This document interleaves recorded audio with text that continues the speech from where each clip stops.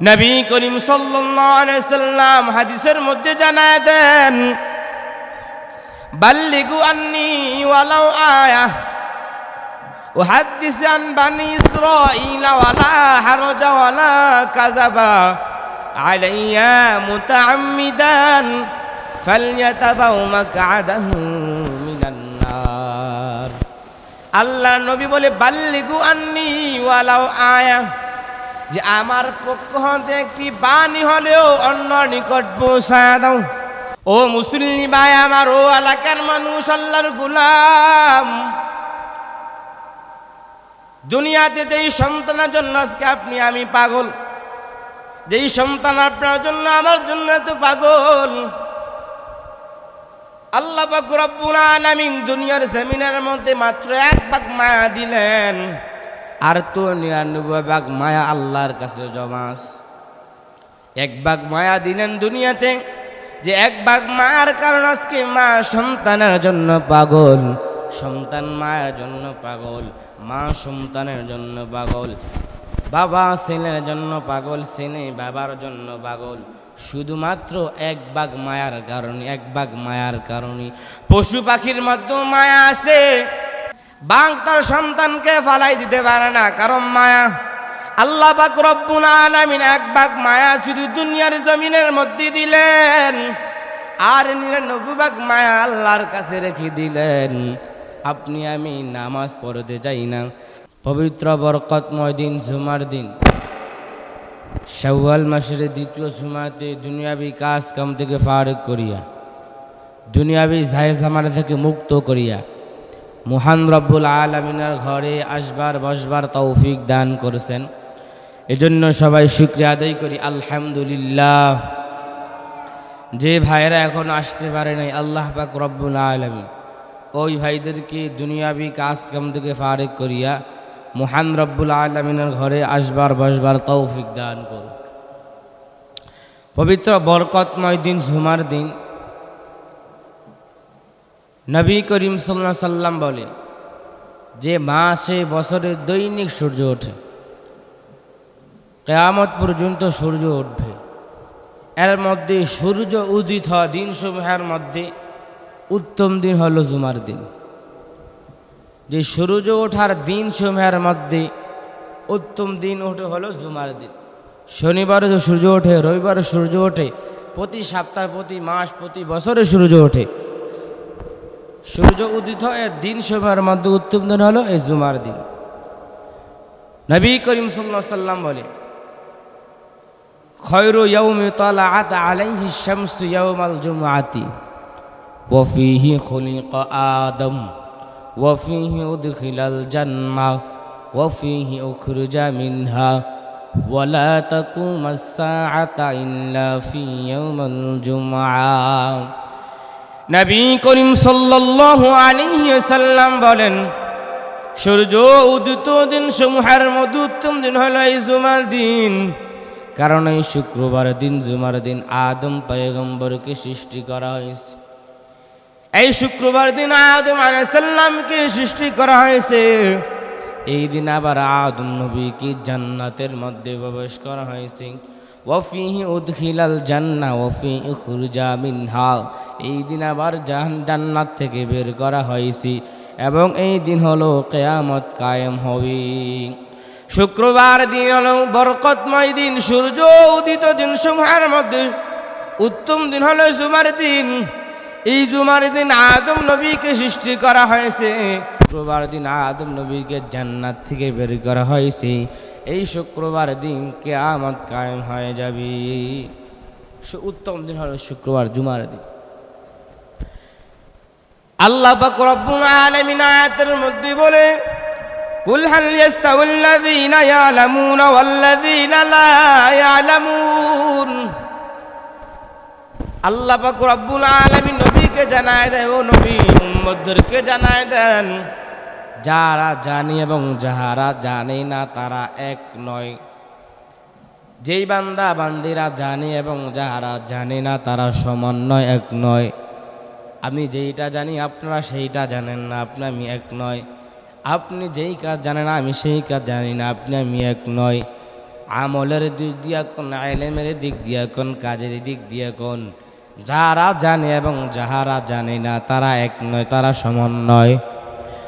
নবী করিম সাল্লাল্লাহু আলাইহি সাল্লাম হাদিসের মধ্যে জানায় দেন, বাল্লিগু আন্নি ওয়ালাউ আয়াহ উহাদ্দিস আন বানি ইসরাঈল ওয়ালা হারজা ওয়ালা কাযাবা আলাইয়া মুতাআম্মিদান ফালইয়াতাবাউ মাকআদাহু মিনান নার। আল্লাহ নবী বলে, বাল্লিগু আন্নি ওয়ালাউ আয়াহ, যে আমার পক্ষ হতে একটি বাণী হলেও অন্য নিকট পৌঁছায় দাও। আমার পক্ষ থেকে একটা বাণী হলে অন্য নিকট পৌঁছায় দাও। আমার পক্ষ থেকে একটা বাণী, আপনি আমি যেইটা জানি না কেন আমলের দিক দিয়ে নবীর হাদিস, নবী বলছে আমার পক্ষ হতে আমি যে হাদিস বর্ণনা করলাম, যা কিছু তোমাদেরকে জানলাম শুনলাম, তোমাদেরকে যা কিছু জানাইলাম, তোমরা যা জানলা এবং যা শুনলা, যা আমল করলাম, এর মধ্যে হতে একটা আমল হলে অন্য নিকট তোমরা পৌঁছা দাও। নবী করিম সাল্লাল্লাহু আলাইহি ওয়াসাল্লাম বলে, কেউ যদি আমার প্রতি মিথ্যারোপ করলো সেজন্য তার ঠিকানাটা জাহান্নাম বানায় নাই। যে নবী বলে যায় না যে আমি অমুক কাজ করছি, অর্থাৎ নবী হাদিসের মধ্যে বলে নাই। অনেকে বলে যে নবী করিম সাল্লাল্লাহু আলাইহি ওয়াসাল্লাম অমুক হাদিসের মধ্যে সেটা বলছেন সেটা বলছেন, নবী ওই জায়গায় বলেন নাই, তখন নবীর প্রতি মিথ্যারোপ করা হলো। নবী বলছে যে আমার প্রতি মিথ্যারোপ করলো সেজন্য তার ঠিকানাটা জাহান্নাম বানায় নাই। হাদিসের শুরুর অংশের মধ্যে বলছে যে আমার পক্ষ হতে একটা বাণী অন্য নিকট পৌঁছায় দাও, তোমরা যেটা জানো। এবং বলছে আমি নবী যেই কাজ করি নাই, যেই কথা বলে যায় নাই, কেউ যদি বলে আমি নবী করছি, আমার কথা বলে মানুষের কাছে প্রচার করা, আমার প্রতি মিথ্যারোপ করা, তাহলে সে তার ঠিকানাটা জাহান্নাম বানায়। এজন্য হাদিস জেনে শুনে চিন্তা ভাবনা করে সব কিছু বলা দরকার। যেই কোনো অনেকে বলে যে হাদিসের মধ্যে এটা আইছে, এইভাবে নামাজে দাঁড়াইতে হবে, এভাবে দাঁড়াইতে হবে, এভাবে পড়তে হবে। যদি হাদিসের মধ্যে সেভাবে না থাকে তাহলে তো নবীর প্রতি মিথ্যারোপ করলে।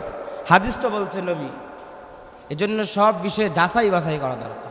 নবী করিম সাল্লাল্লাহু আলাইহি ওয়াসাল্লাম বলেন, মানুষ মারা যাওয়ার পর তার সব ধরনের আমল বন্ধ হয়ে যায়। মানুষ বললে তো আমল করতে পারবে, তার সব ধরনের আমল বন্ধ হয়ে যায়। মানুষ মারা যাওয়ার পর তার সব ধরনের আমল বন্ধ হয়ে যায়, কিন্তু তার 3 ধরনের আমল সর্বদা জারি থাকে। নবী করিম সাল্লাল্লাহু আলাইহি ওয়াসাল্লাম বলেন, সাদকাতুল জারিয়া আও ইলমুন ইউনতাফাউ বিহি আও ওয়ালাদিস সালিহ ইয়াদউ লাহু। নবী করিম সাল্লাল্লাহু আলাইহি ওয়াসাল্লাম বলেন, মানুষ মারা যাওয়ার পর তার আমল যখন বন্ধ হয়ে যায়, কিন্তু 3 ধরনের আমল সর্বদা জারি থাকে। 1 নাম্বার হলো সদকায়ে জারিয়া। বললাম সদকায়ে জারিয়া, আপনি আমি মারা যাওয়ার পর আপনার কবরের মধ্যে সদকায়ে জারিয়া আমল সব সময় থাকবে। আপনার কবরের মধ্যে সদকায়ে জারিয়া আমল সব সময় আপনি পাইতে থাকবেন। আপনি আমি মারা যাব, কিন্তু আপনার আমল, কিন্তু আপনার আমর ইলমের সওয়াব, ইলমের ফায়দা সব সময় আপনার আমার কবরের মধ্যে থাকবে। আপনি আমি মারা যাব, কিন্তু আপনার আমার সুসন্তান রেখে গেলাম, সন্তান রেখে গেলাম, নেককার সন্তান রেখে গেলাম, নেককার সন্তান আপনার জন্য দোয়া করবে, সেই সওয়াবগুলো কবরের মধ্যে বস্তু থাকবে। এই জন্য নবী বললেন, মানুষ মারা যাওয়ার পরও তার 3 ধরনের আমল সর্বদা জারি থাকবে। 1 নাম্বার বলছে সদকায়ে জারিয়া। বলে সদকায়ে জারিয়াটা কি, এটা কেমন? নবী করিম সাল্লাল্লাহু আলাইহি ওয়াসাল্লাম বলেন, বলে সদকায়ে জারিয়া, সদকায়ে জারিয়া হলো আপনি আমি একটা মসজিদ বানায় দিয়ে গেলাম, মাদ্রাসা বানাই দিয়ে গেলাম, রাস্তাঘাট বানাই দিয়ে গেলাম, মানুষদেরকে এমন কিছু কাজ করে দিয়ে গেলাম যারা কিয়ামত পর্যন্ত এই সওয়াব আপনি আমি পেতে থাকবো। একটা মসজিদ করে দিলেন, মসজিদের মধ্যে কিছু দরকার ছিল তা আপনি করে দিলেন, মাদ্রাসার মধ্যে কোনো জিনিস প্রয়োজন ছিল তা আপনি করে দিলেন, মানুষকে রাস্তাঘাট বানাই দিলেন, ব্রিজ বানাই দিলেন, মানুষের প্রয়োজনীয় জিনিসগুলা বানাই দিলেন। এই সদকায়ে জারিয়া কিয়ামত পর্যন্ত আপনার কবরের মধ্যে সওয়াব বস্তু থাকবে।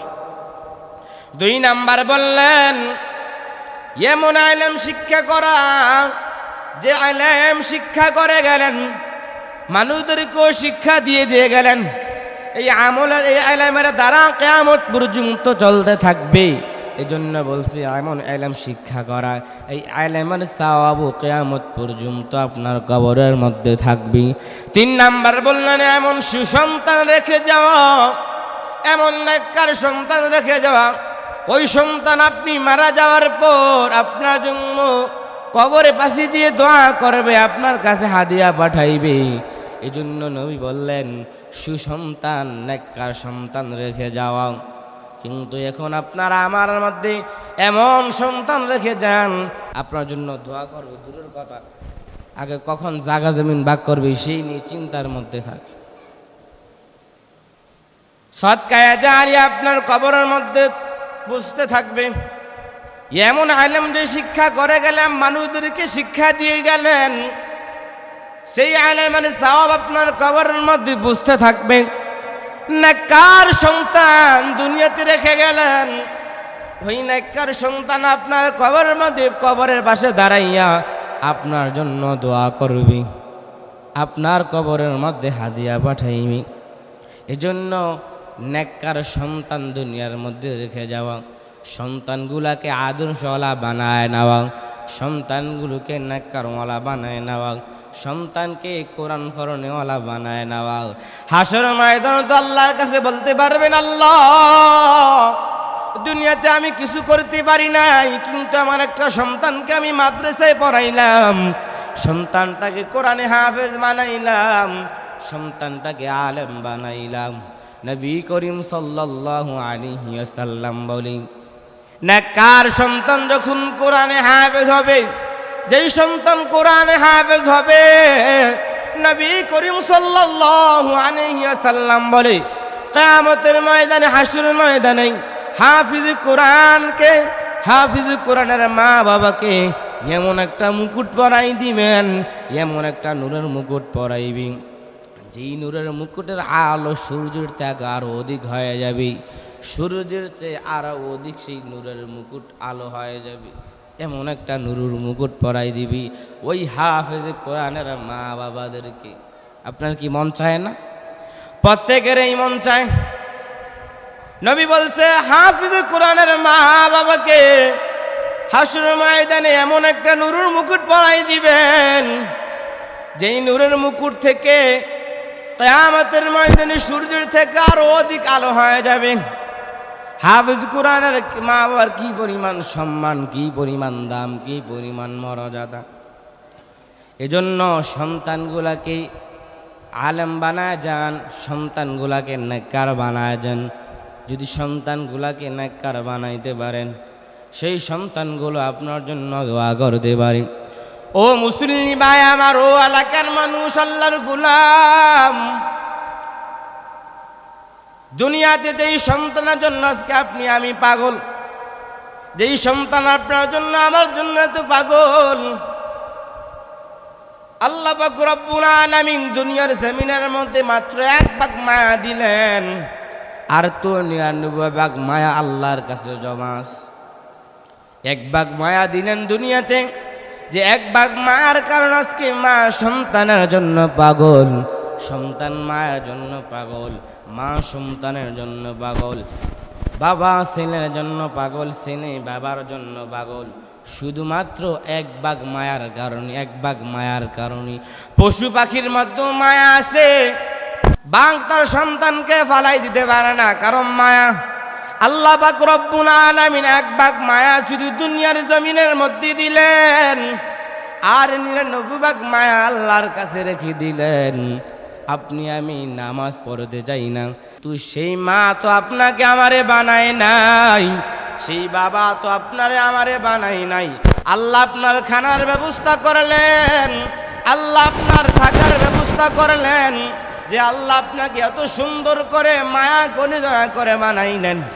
মূসা আলাইহিস সালামের জমানায় মূসা নবী আল্লাহর কাছে বলে, আল্লাহ কয়েকদিন আগে যখন ওই কবরের পাশ দিয়ে গেলাম, দেখলাম কবরের মধ্যে আগুন, আজকে যেন কবরের মধ্যে মশকার গারান পাওয়া যায়। আল্লাহ বলে, ও মূসা, এই সন্তান, এই বান্দা দুনিয়াতে গুনাহ নিয়ে কবরের মধ্যে আসলো।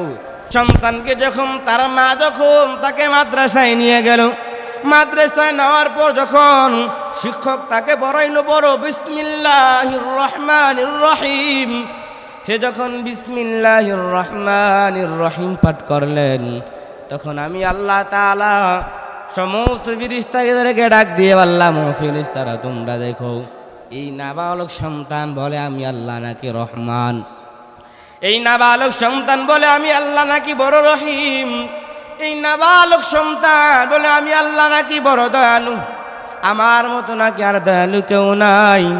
এই নাবালক সন্তান আমি আল্লাহকে বড় রহমান বলে ডাকতেছে।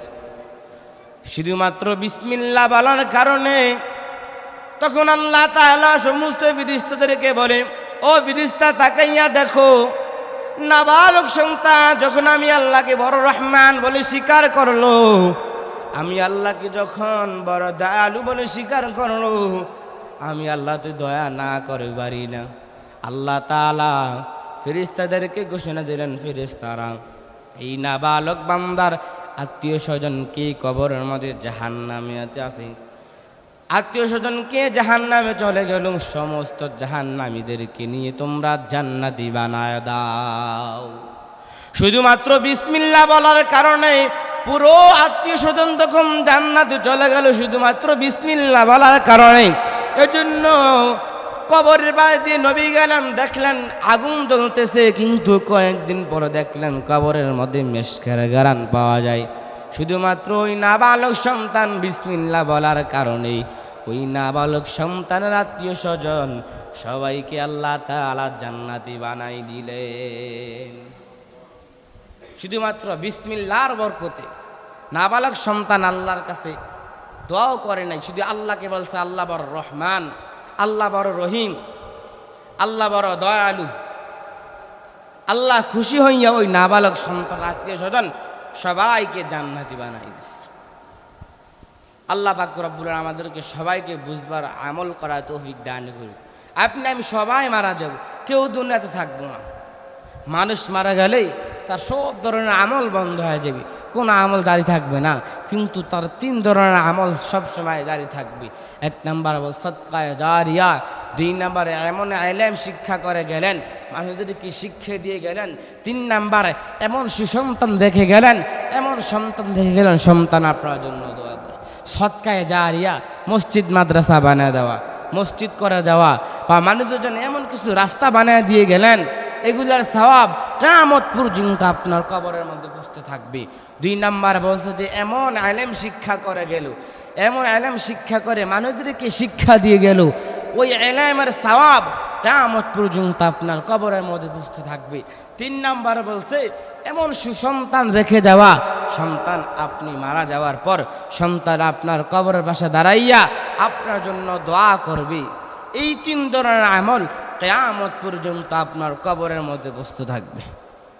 আল্লাহ পাক রব্বুল আলামিন আমাদের সবাইকে বুঝে আমল করার তৌফিক দান করুক, আমিন। ওয়াফিহি উখরিজা মিনহা ওয়ালা তাকুমাস সাআতা সাদাকাল্লাহু মাওলানাল আযীম ওয়া সাদাকা রাসূলুহুন নাবিয়্যুল উম্মিয়্যুল কারীম ونحن على ذلك من الشاهدين والشاكرين والذاكرين الحمد لله رب العالمين سبحانك لا علم لنا إلا ما علمتنا إنك أنت العليم الحكيم قال رب اشرح لي صدري ويسر لي أمري واحلل عقدة من لساني يفقه قولي اللهم صل على سيدنا ونبينا وشفيعنا وحبيبنا ومولانا محمد صلى الله عليه وآله وسلم أستغفر الله الذي لا إله إلا هو وأتوب إليه لا حول ولا قوة إلا بالله العلي العظيم لا إله إلا الله لا إله إلا الله لا إله إلا الله لا إله إلا الله خير يوم طلعت عليه الشمس يوم الجمعة فيه خلق آدم وفيه أدخل الجنة وفيه أخرج منها ولا تقوم الساعة صدق الله مولانا العظيم وصدق رسوله النبي الأمي الكريم ونحن على ذلك من الشاهدين والشاكرين والذاكرين الحمد لله رب العالمين سبحانك لا علم لنا إلا ما علمتنا إنك أنت العليم الحكيم قال رب اشرح لي صدري ويسر لي أمري واحلل عقدة من لساني يفقه قولي اللهم صل على سيدنا ونبينا وشفيعنا وحبيبنا ومولانا محمد صلى الله عليه وآله وسلم أستغفر الله الذي لا إله إلا هو وأتوب إليه لا حول ولا قوة إلا بالله العلي العظيم لا إله إلا الله لا إله إلا الله لا إله إلا الله لا إله إلا الله